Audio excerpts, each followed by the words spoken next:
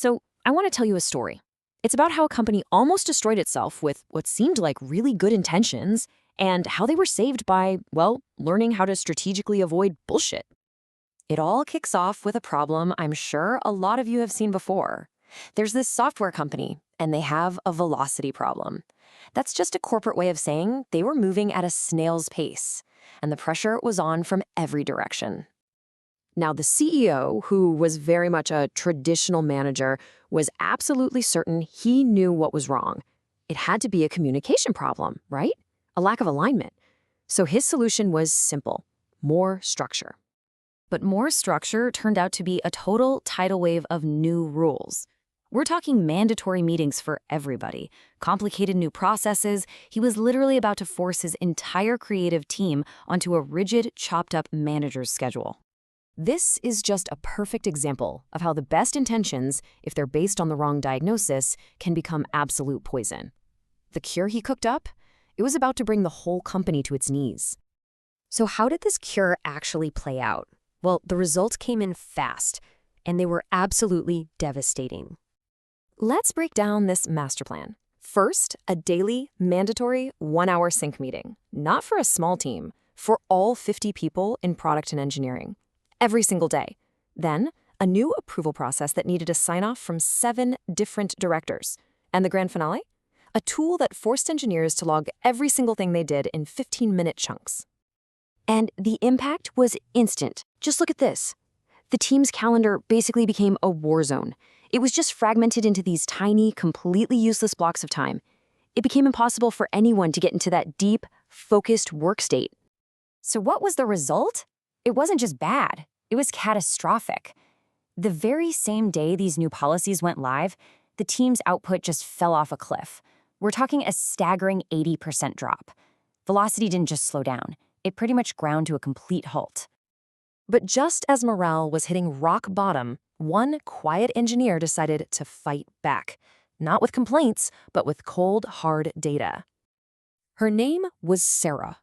And instead of just complaining like everyone else, she walked right up to the CEO with undeniable proof. It was a simple chart that showed a direct line between his new policies and the total collapse in productivity.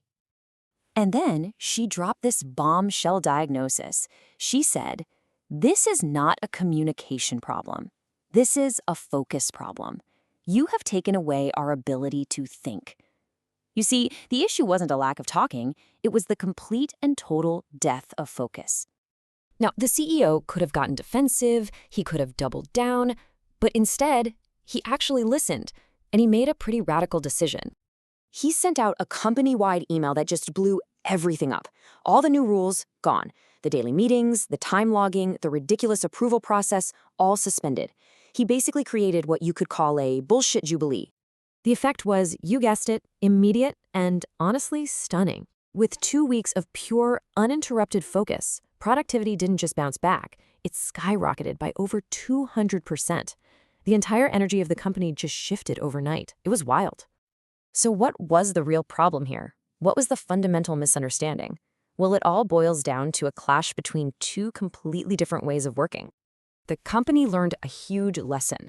The path to real productivity, to actually shipping great stuff, wasn't more management. It was the ruthless elimination of bullshit. Anything that gets in the way of creating actual value. And this brings us to the core idea. You've got the maker schedule, which runs on big, long, half-day blocks. It's for deep work. Then you have the manager's schedule, which is all chopped up into 1-hour slots for coordinating and talking. The disaster happened when the makers, the creators, were forced to live on the manager's fragmented calendar. So how do you protect that crucial focus time? You have to be super deliberate about it. Figure out what's wasting time, declare certain days as no meeting zones, use tools that don't demand an instant response, and start treating meetings as a last resort, not the default action. The best productivity hack isn't some new app. It's just defending your own attention. The lesson here is pretty simple, right? Stop rewarding just being busy and start protecting focus. The real work, the stuff that actually moves the needle, it happens in those quiet, uninterrupted moments. So I'll leave you with this. What's the one stupid process in your company that you could just get rid of tomorrow to give your team back its ability to think?